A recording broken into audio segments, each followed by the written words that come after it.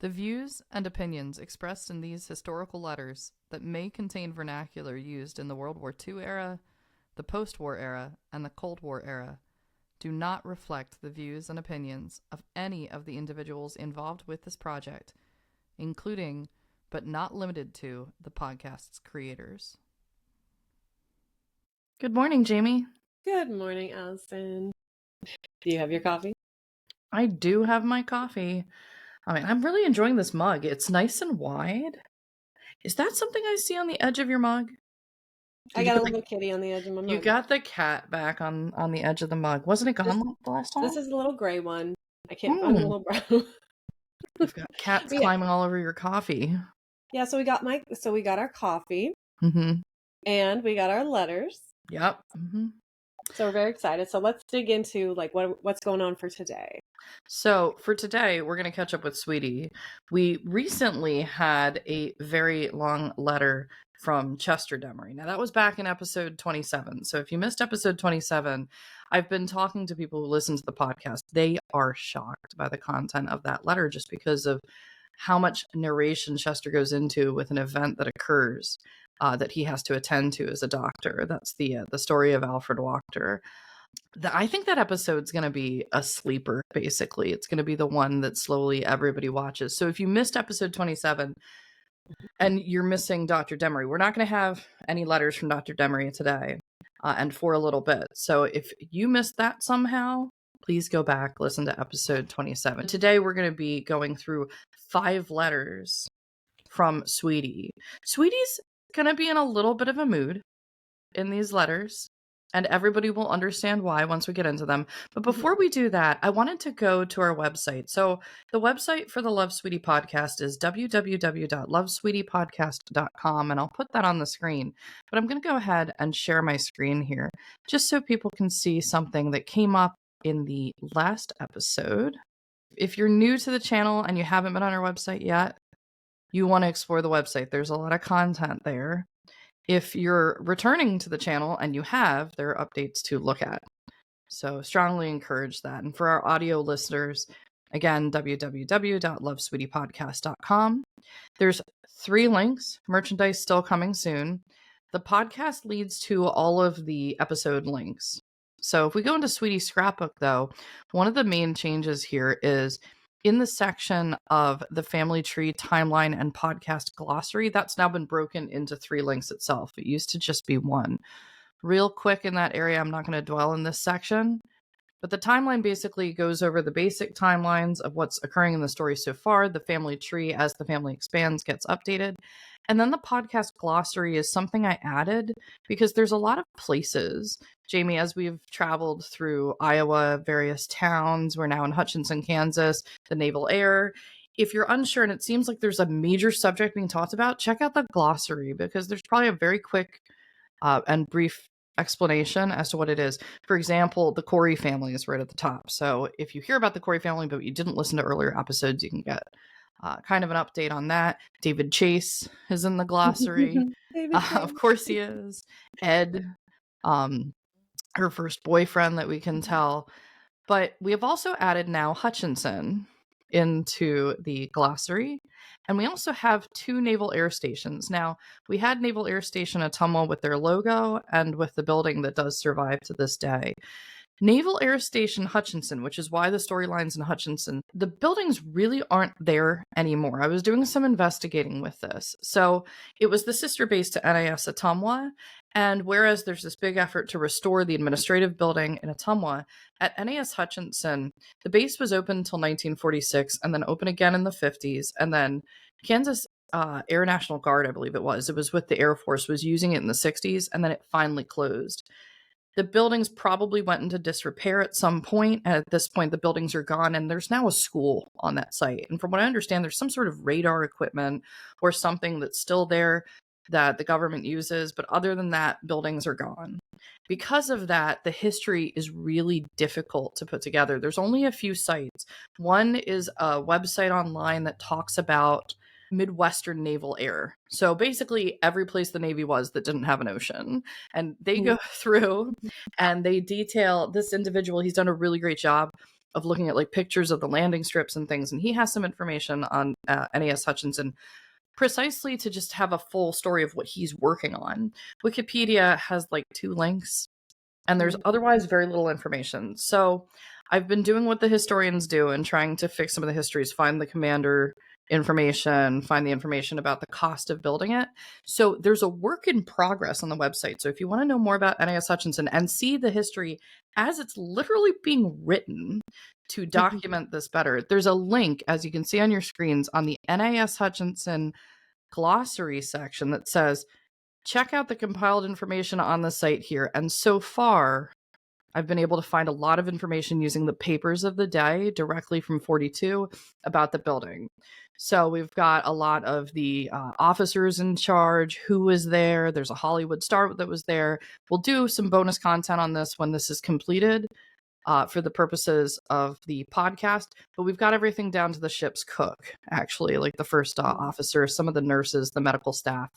And slowly, we're able to build a picture of the facilities there based on what they're building, which is very reminiscent of NAS Ottumwa. So especially if you're in Kansas now and you've been looking for information on NAS Hutchinson, keep your eye on this page. It is being updated, and this is the live, in progress historical work to get this documented because so much is unavailable there. So I had to take a moment to talk about that because people might be curious, and there's very, very little online about this. But the work is being done, and it's being based primarily off of the newspaper articles that are available from the time that are detailing, here's the companies working on things, here's what's occurring at the base, here's how much is being spent, so on and so forth, and how many people are starting to come in. And it's happening simultaneously pretty much with how Ottumwa was occurring. And then on the website as well, if we go back to Sweetie's scrapbook here and we go to the photos, and this is the last thing I'm going to show, and then we'll dive into the letters for today. Here we can see the 2 new sections. We've got Sweetie and Ottumwa, and they're actually part of the same series of photos here. There were a number of these photos where they're making faces at the camera. Sweetie and Ottumwa on one, Sweetie in Kansas on the other. If you click here to view the album for Sweetie in Kansas, originally we just had the first residence. You can just click the picture, it'll open it up onto a page. This is Sweetie's actual diagram from the letter of their 1-room little residence they had when they first arrived in Hutchinson. And then so people can take their time really looking at it, they can see very clearly her diagram once they get the apartment, which we will remind everybody costs $6.50 per week to rent. So inflation, it's like really bad. So inflation, that's right. Yeah. I think my latte at Starbucks was $6.50. So it's like living, shelter, or coffee. That's, Well, that's if you would just give up your Starbucks, ma'am, then Never. you could, yes. Never. But anyway, check out this diagram that Sweetie drew of her $6.50 per week, aka cost of a latte today, residence that she had in Hutchinson in 1944. And there's a lot of details here. So for our audio listeners, I mean, every single room, every item in every room is written down. You get to see her script, which is great. I think she had a pretty good sense of scale and drawing. So check out that in the photo galleries. But that's what I wanted to go through today. And just before we jump into the letters, if you're watching on YouTube, please like, share, and subscribe. It's great to build up that subscriber base. And I know not everybody wants to subscribe to every single channel, but we really do appreciate it as one of the smaller channels. So if you could please like, share, and subscribe, it's very genuinely appreciated. And then Spotify and Apple Podcasts, if you can leave a review, even if it's just the little stars and you don't have time to write a full review in, we totally get it. Everybody's busy, but we appreciate that too. And with that, Jamie, I think we'll jump into the first letter of the day here. All right. And this is from August 25th, 1944. 526 East 1st, Hutchinson, Kansas, August 25th, 1944. Dear Jean, from now on, to save postage, I'm going to put Lou's return address on the envelopes. You address all your letters to 526 East 1st. I have 3 of Bob's letters received yesterday and today. I believe they're to go to Frank and then to Florence, but like the other letter, I'll have to send them to you since I don't have Frank's address. From these letters, I see that I sent Bob's letter to V12 instead of V132. He'll probably never get it. And I want to pause here immediately because she's saving the postage by doing something curious. Yes, explain to hear what she's doing. Yeah, so what I suspect is going on here is the return address. She says, when you write letters to me, write it to where we are, to 526 East 1st Street. She's not putting that as the return. So normally on the envelope in the top left, we'd put our return address on as to where we are. But she says, I'm going to put Lou's address on there, which is probably the naval base address where he's assigned. So the only thing I can think of here is either there's a reduced rate for postage or no postage at all necessary from individuals in the service so that they can pretty much bypass the postage costs here by using his return address instead. Your solar blast came this morning without even a note with it. We thought the picture of you was quite good, also saw the notice that Bill had passed his exams. But what did he say about their changing the G to B? Lou is working 5 p.m. to midnight now instead of midnight to 8 a.m., which is still better than if he'd been sent to sea. I went out and talked to the civil service representative at the base. He was a lieutenant, very brisk and smart alecky, who said I would have to come in as CAF-2 instead of CAF-3, a loss of about $230 per year. So I said no. With Lou working nights and sleeping through the day, I see too little of him as is. If I'm to send the other letters along, I'll have enough bulk, so I'll quit. Why didn't you try writing, Agnes? Love, Sweetie, and Lou. So a shorter letter today. Short letter, yeah. And that's why we have 5 letters today, because there's some in quick succession here. But there's still a good amount of content here about what's going on with the daily life in Hutchinson. Well, she has decided that she isn't going to work. She isn't going to work. Yeah. Yeah, and it seems like I don't think she would have got along with that lieutenant anyway. Yeah. First impressions. Here you have a hard worker from NAS Atumwa that was pretty much in charge of other workers at NAS Atumwa. Whenever you get a skilled individual like that, you generally speaking you really want to get them on your staff. But she just has this rough time and she's like, no, I'm not going to do it. So I used to wear the badge, Sweetie's badge from NAS Atumwa. I do not have a Sweetie's badge from NAS Hutchinson because, as we can see from this letter, she made the determination she was not going to continue working at the Naval Air Station. But the $230 a year, I guess we can do the math on this. So per week, yeah, right? We can do the math with that 100%. We should, just to see what she was expecting if she was to work. 52 weeks in a year. So like $4, it's coming to $442. So on the lower side per week, which back then, I mean, that's 2/3 of your rent. Yeah. Or 2/3 of my latte.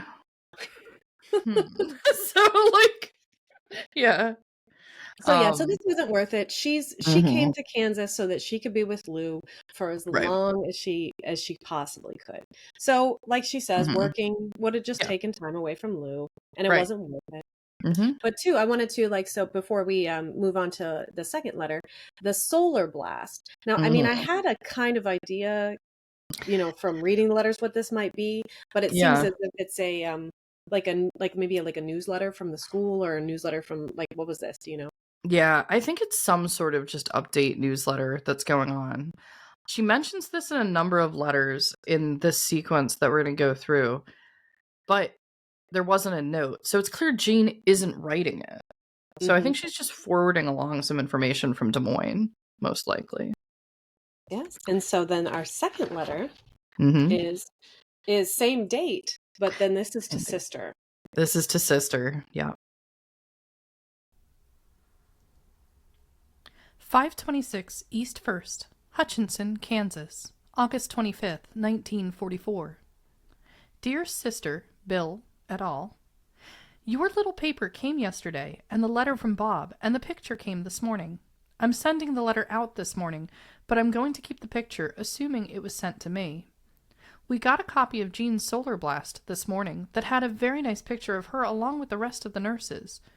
There was no note, no nothing. Have you talked to her? I think she must be sick, or surely she'd write to us.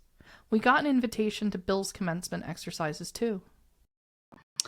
Okay. So she's just a little nervous, but it's the same day as the letter. No cause for alarm. She just hasn't gotten any letters for a little bit. She's a little stressed about that because she's all Yes. alone in Kansas with Lou. Jamie, did you want to go? Because she mentions Bill's commencement. So for people that haven't been listening to the podcast yet, do you want to go into and give a little explanation of who Bill is and what's going on with Bill? Okay, this is Jean's Bill. This is Jean's Bill. This is not Sister's Bill. Not Ja Bill. Not Ja Bill. This is Jean's Bill. And Bill, he is he passed his bars. And this is amazing. This is a great accomplishment because he is also blind. Yeah. So so Jean has been seeing Bill for a little while now. She's, I believe that they did get to meet Bill in person. They did. So Bill has been around for a little while, and Sweetie does seem, whenever she writes, to like always kind of, how's Bill? Yeah. Bill. And they do write to Bill as well. So Bill is a part of Jean's life at this time. Yes. Yeah. And so we do also see the commencement. So we might have passed the bar. And he's but it's like that final ceremony. Yeah. And it's nice that they're being invited. Now, who knows if they can make it from Kansas. But it's nice to see that invitation sent. The weird thing is, here comes the solar blast. Here comes an invitation. No note from Jean. That's true. We suffered through the heat, and now we're being literally drowned out by rain. It has rained every day this week, making washing out of the question. I've got a 2 weeks wash just begging for a nice sunshiny day to come along. Lou is working 5 p.m. to midnight now, but he still has to sleep some during the day. We still do not know about his being shipped out. We just hope. From now on, I'm going to put Lou's address on the envelopes to save postage. You address mail here, though, for it will save time in getting here. This is an extremely poor letter, but I'm not in much of a letter-writing mood. It will acknowledge the letters, though, and I'll try to do a better job soon. Love, Sweetie, and Lou. All right. I think it's important here to note the distinction, because this letter was written, these two letters, the first and the second, were written on the same day to Jean and to Margaret, aka sister. And you can see the relationship that she has, like the different relationships she has with her different sisters. And I think you can see that through the letters. It's neat to compare how there's a little tonal shift in the writing when writing to her confidant in life, Jean, and elder sister, which has that divide of years, that's going on. What is it, like a 9-year? I think Margaret was born in 1913, Sweetie in 1922. So there's a little bit of a difference that's going on. Again, we see the postage trick. She says, don't send it. Now, Margaret could write it back. Sister could write the mail back to the base. She doesn't want to wait for whatever's going on at the base. She worked at Ottumwa. The janitor could not get through. How much are they trying to sort letters? No, you just send it back to me direct. We'll work it out. We'll get that system going. So she provides that information. The information about the rain, to me, caused a bit of alarm, which normally something like that written in a letter is not, the biggest of deal is it rained for a week. But we heard about Kansas having floods in the spring of 44. So I would imagine anybody in Kansas having rain for a week after experiencing massive flooding in the springtime in 44 is a little wary, especially. And then they had it in Ottumwa. So she's saying it's raining for a week and, keeping an eye out on that weather that's going on there. But then we have our third letter. So to Jean, and this was about 3 days later. Yep. So we're just gonna keep checking in on Jean here. We have to remember she's not working at the base. Lou's on the overnight shift. What is she doing all day? She's bored, and it's raining. She can't wash. Raining. She can't do her wash. And remember too, this apartment, I believe, then they have washing facilities too at the apartment. So that's so she can't even with that convenience, she can't get stuff done. No. So she's gonna write. 526 East 1st Street, Hutchinson, Kansas, August 28th, 1944. And before we get into this, there is a note here that actually is not narrated, but I'm going to read it out so that our listeners have this. She writes, "From now on," this is above the date, All our letters will have Lou's return address on the envelope. To avoid delay, write to 526. This is for economy's sake. Of course you realize that. Are you economizing by not writing at all? I love how you just went into Sweetie's voice with that. Yeah, right. So, yeah. She's like, so, yeah. So here now, she's starting to get a little snarky. She's starting to get snarky. It's only 3 days later, though. It seems a little fast to get snarky. Dear Jean, you know it has been nigh onto a month since we heard from you, except for the solar blast. And while we did enjoy it, the very slight smile of the picture certainly will not make up for a letter. Are you sick? Have you suffered some sort of paralytic stroke? Don't you love us? Smatter. I love this. So funny. She's so. Have you suffered some sort of paralytic stroke? Is there a stroke? paralytic stroke going on? That's Chester. That's Chester. That's Chester. Yeah. I love it. Don't you love us? Oh, that's so oh my gosh. You just got the invitation to the exercises. Okay, it's calm down, sweetie. Are you economizing by not writing at all? There's some frustration here in Kansas. Yesterday and today, until 5 p.m. was Lou's day off. We just stayed at home Sunday and laid around, ate a steak dinner at about 9 p.m., wrote a letter to our mother and to Lou's. We didn't get up until late this morning, had breakfast and lunch combined at 11:30, and then went uptown to do some shopping. We stopped in at the dime store, and there we found some things I liked, so I bought me one, and then we bought you one. They're fairly common, but I like it quite well. I think Lou did. Fine thing. Have to bribe you to write. But I will not send it, the thing to you, until we receive a nice long letter from you, should this letter pass one from you. That will not count. It must be a written after you receive this. Remember, it came from the 10-cent store. Don't expect too much, but I know it is worth a good letter. Until then, just wonder. Love, Lewis and Catherine Graham. Just call us Martin and Mabel. Oh my goodness. Oh my goodness. Mm-hmm. We need to acknowledge the significance of her signing it, Catherine. Yeah. Oh my her God. Official name. Yeah. Yes, she signed it with her government name. Mm-hmm. For our audio listeners, she underlined it as well, just so we understand the emphasis on the name. Yeah. And then she tends to do these little nicknames, Martin and Mabel. We've seen these things like that. So there's that little edge of humor right at the end. But this is the first letter that I have ever seen that she has not signed, sweetie. Right. Yeah. So she's mad. She big mad. She wants her letters. She doesn't want a solar blast. No, she wants content. And she says it doesn't count if there's one in transit while I'm writing you. You still owe us a letter. Mm-hmm. So there's all of that going on. And with the whole thing about the name, I was talking to a family member, sort of one of the more distant family members, and we were talking about the existence of the podcast and what the work that was being done. And what they had said was, I didn't know her name was Catherine until a few years ago.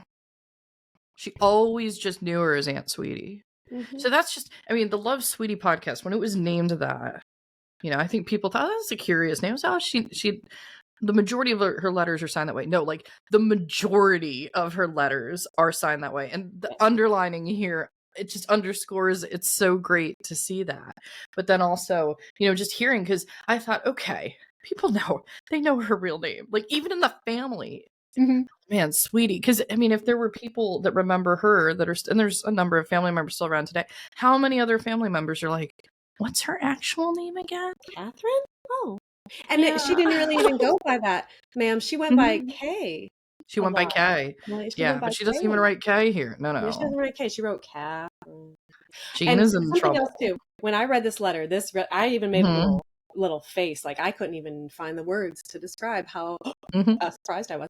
But I'm also like, what did she get for Jean? Oh man, I really hope we find out what she got for Jean. Is Jean gonna get it? Maybe. Maybe she won't get it. Maybe Jean's not writing right now. So, but that was an amazing letter. I mean, it was very short, but I love that one. Yeah. So we have now our next letter number 4. Yes. Letter number 4, we head into September of 1944. And remember, they've been in Hutchinson now since mid-July. Oh, yeah. So at first we thought it was just going to be 2 weeks. And then he was going to be shipped out. They were staying in this one room. It's now been a month and a half. So Lou, who is at, I think the count from Sweetie was 21 months at Ottumwa, is now spending a month and a half at Hutchinson. Mm-hmm. So he's almost been 2 years on domestic bases, which is, I don't know if it's kind of a record, but there weren't many individuals that weren't shipped out at this point. 526 East 1st, Hutchinson, Kansas, September 5th, 1944.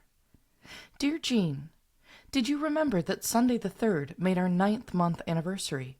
We celebrated with a fried chicken dinner at home, with me doing the frying, and it was very good, too. I had hoped, after having tried to tease your curiosity, that you'd write to us pretty quick, but I guess we got duped.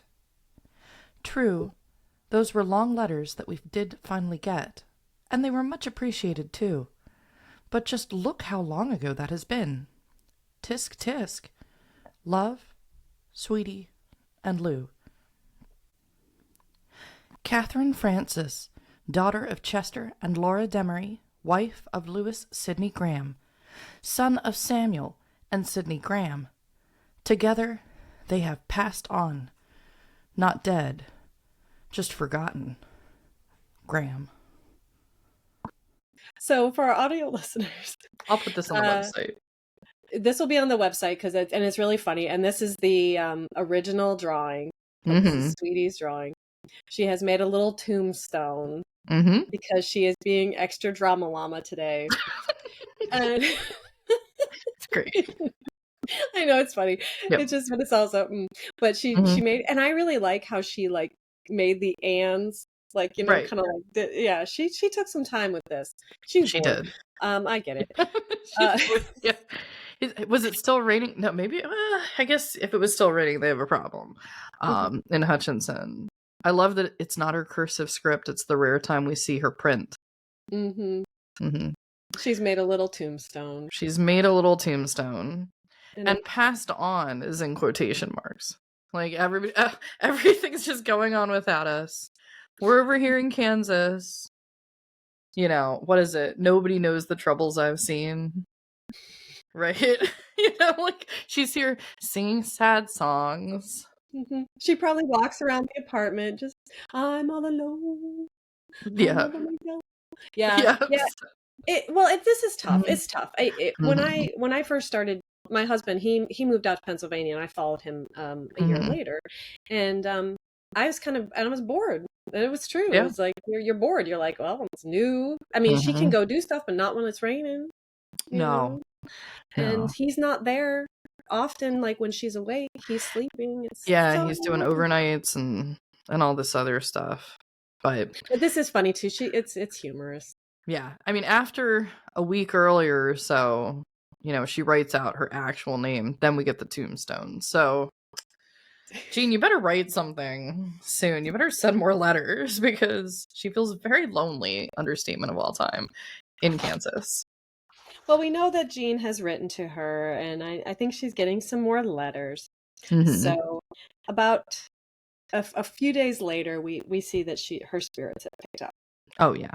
So, and that leads us to the last letter for this episode, the 5th letter, in which things start to head back towards, I would say, normalcy of letter writing. 526 East 1st, Hutchinson, Kansas, September 9th, 1944. Dear Jean, I got up fairly early this morning and had the washing all on the line before Louis Sidney made up his mind to emerge from the nice warm bed. I got breakfast, and we watched for the mailman.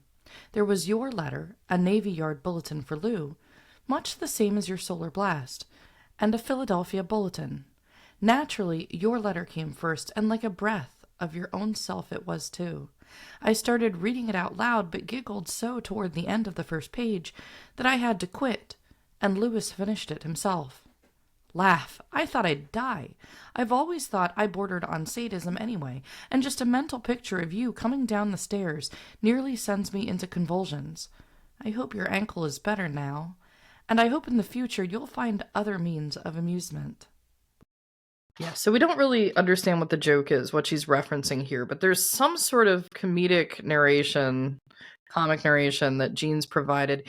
We get a little bit more insight to what a solar blast is, and so that's nice. Kind of like tells us a little bit more about that. And it's clear, I think, Jean was like, all right, if you want a letter, I'm going to get you a letter. Yeah. Well, the last thing she was sent was a tombstone. Well, yeah.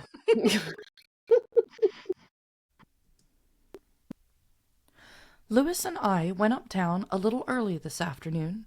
I went to get milk and eggs and some exercise, and to mail a letter Lou had written to his mom. Carried it back home with me. It's now 4 p.m. I just got the last of Lou's underwear off the line. I have the ironing to do, the socks that must be mended, and the dishes, as well as the Saturday cleaning to do. I believe I can do all but the cleaning, and I'll get up early in the morning to do that, or I might even do it late tonight. Can't rightly tell yet. I wrote to Sister. I did not apologize to her, but I wrote a nice chatty letter, but I haven't heard from her. Did Bill Gruning get my second letter? Did you read it? Well? I had a letter from Mom the other day, but she told only of sewing for MA, etc. But she still has asthma, and I don't suppose she's feeling any too well.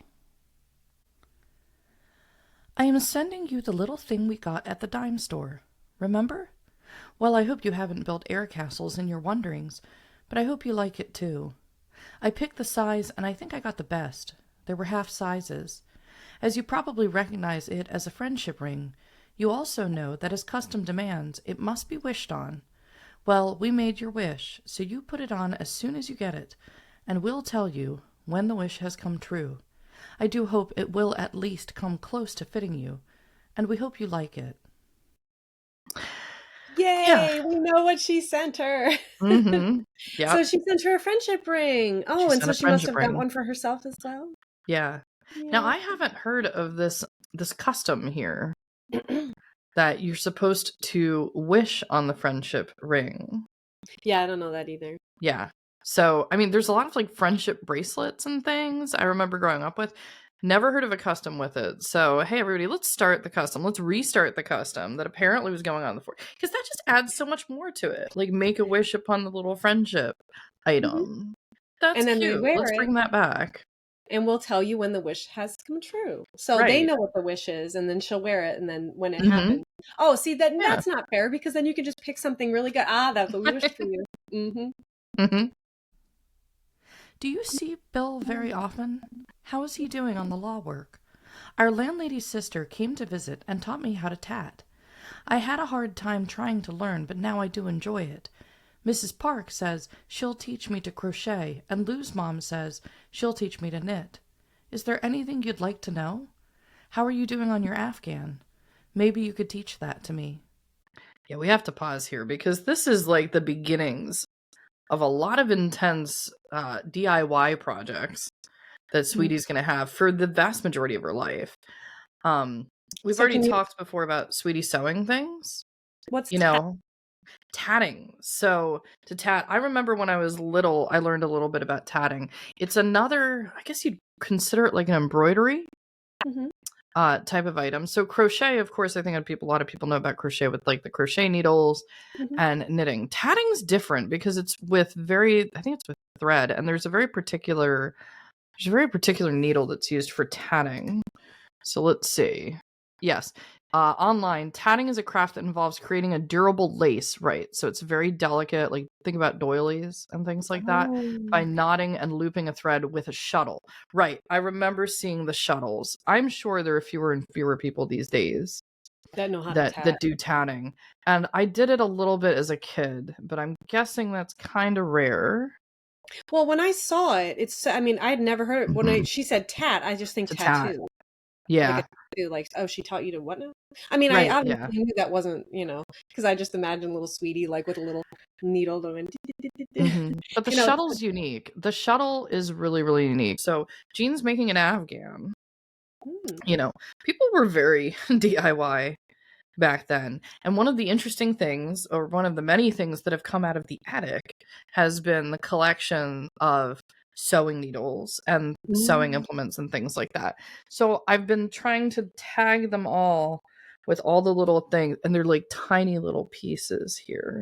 But for example, these are genuine sewing needles, and they would put them in paper. I don't know if they do this anymore today. It's usually just like a pack and you open up and there's needles. But it says genuine, so I guess there was some idea of forgery, and you unfold this little construction paper. I'm going to put this up on the screen so you can see it.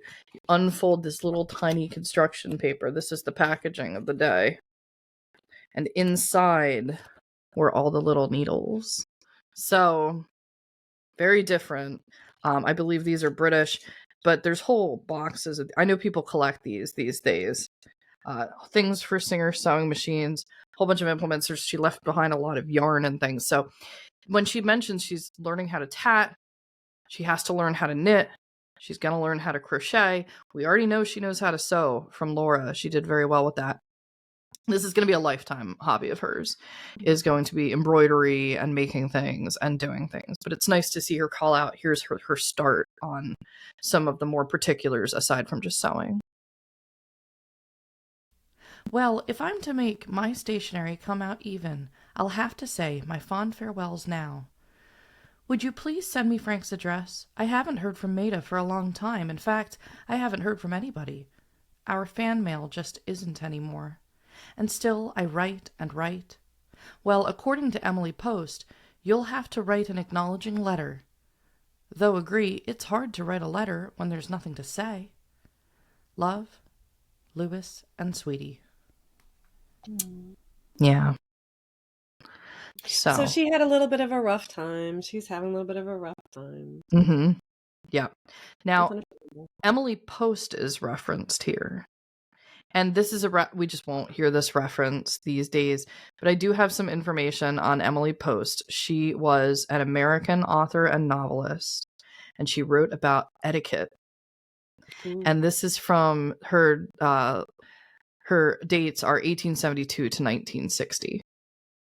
Now, I do believe that etiquette is somewhat lacking today in society, so I doubt many people have read Emily Post, but I'm going to go take a look at that. Now, she's going to, of course, Post is going to be alive at this time when Sweetie's writing this letter, but if she dies in 1960, that, she's older, obviously, at the time.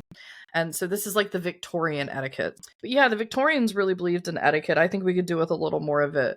But she's clearly has read this. They've been raised with some sense of this individual. So this is an individual in history that has, I would say, pretty much has vanished from the popular I do remember one reference to Emily Post in one of my top 10 favorite movies is Steel Magnolias. Okay. And it's Malin, played by the wonderful Sally Field, says, well, I don't recall the part in Emily Post where all abuse is heaped on the mother of the bride. Like it's towards the beginning of the movie. So I do remember. So there was like an Emily Post reference. Okay. So, there was an Emily Post-ism. That was like in the 80s, though. That was so very long ago. So maybe I think that this Emily Post thing, we need to explore this a little bit. Societal norms, the culture, how people reacted to things, and she's just referencing it so casually. It was used in the film. It does seem to be something that's vanished, and it'd be interesting to look into that. All right. And that's all the letters for today. That's our letters today. 5 today. This is a good letter day. Yeah, good letter today. Well, a lot of letters from Sweetie. Still waiting, obviously, from some people. They're missing their fan mail. Yeah.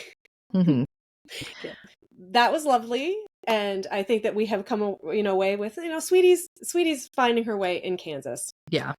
So, but I'm sure she will be fine. And I guess we'll probably we'll find out more about that next week. Yep, we definitely will. Bye, everybody.